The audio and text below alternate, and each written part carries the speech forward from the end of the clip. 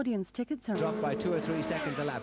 Certainly that car has the power in the straight to pull away. And look what Bailey's done. Bailey's right now on Jolliffe's tail.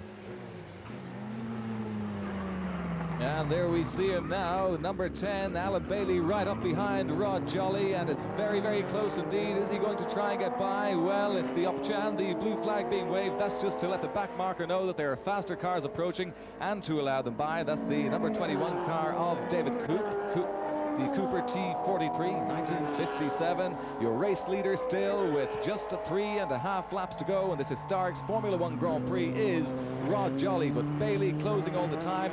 Fred Boothby still in contention as well, although he's lost a little bit on that last lap. They flash by us in the commentary box once again. 3 laps to go. Number 26 is Rod Jolly. The Cooper T51 leads the historic Grand Prix, but Bailey still very much in touch. Alan Bailey driving the Brabham BT14. What a wonderful race he's having this afternoon. He really has let Rod Jolly know that he's around, and that's what we suggested just prior to the start, because his lap times yesterday, his best lap time yesterday was a 1:12, and that compared very favorably to Rod Jolly's best lap time.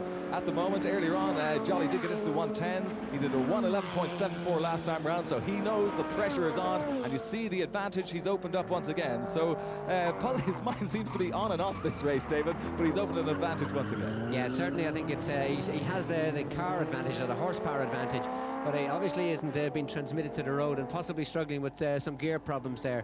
So as a consequence, his times are just so variable all the time, all over the place.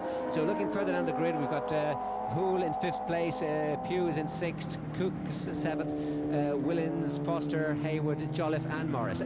And now we see Boothby having a look once again down the inside of Alan Bailey. He has tried that on around 3 occasions, but not able to get by that time. They come back down the Dunlop straight with only 2 laps to go, and Bailey getting very, very close to Boothby there.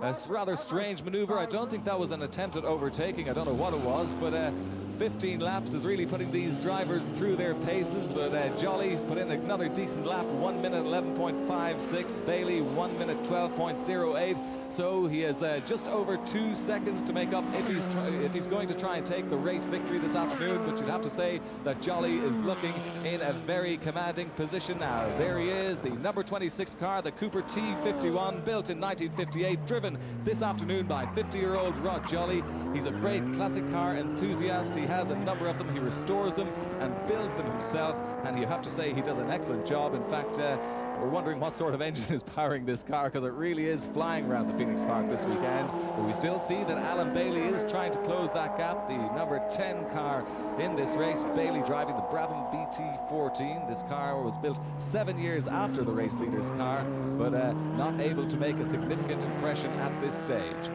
Interesting there, Peter, just looking at Boothby on the straight when he was pulling up alongside Bailey, the car seemed to kick and then drop back substantially. So I think basically what he could have done is select the wrong gear or just miss a gear, because there was a huge difference there. By the time they got down to Dublin corner, he'd lost the best part of 2 seconds.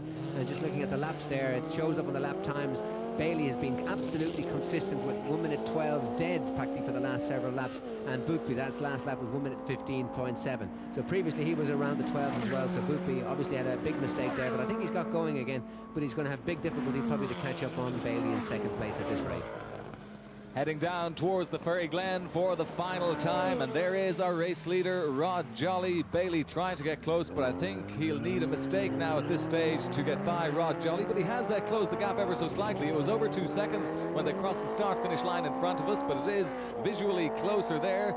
But we really see when they get out onto the straighter parts of the circuit that Jolly really does give it everything. Slows a little bit going through the corners. Possibly the handling of Alan Bailey's Brabham is a little bit better through the corners, but Jolly certainly in a straight line is very impressive. Out of Alpha Corner, back out onto the Dunlop Straight. He does it for the 2nd day running. Your race winner in the Formula 1 Historic Grand Prix is Rod Jolly, driving the Cooper T51. In 2nd place, Alan Bailey crosses the line 2nd in the Brabham BT14.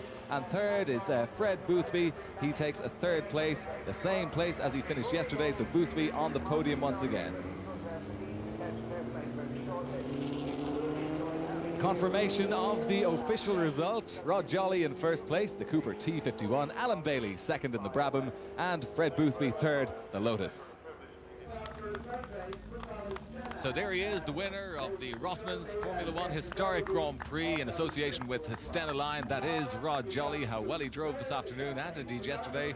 So 2 victories for Jolly this weekend. In second place we had Alan Bailey, and third Fred Boothby.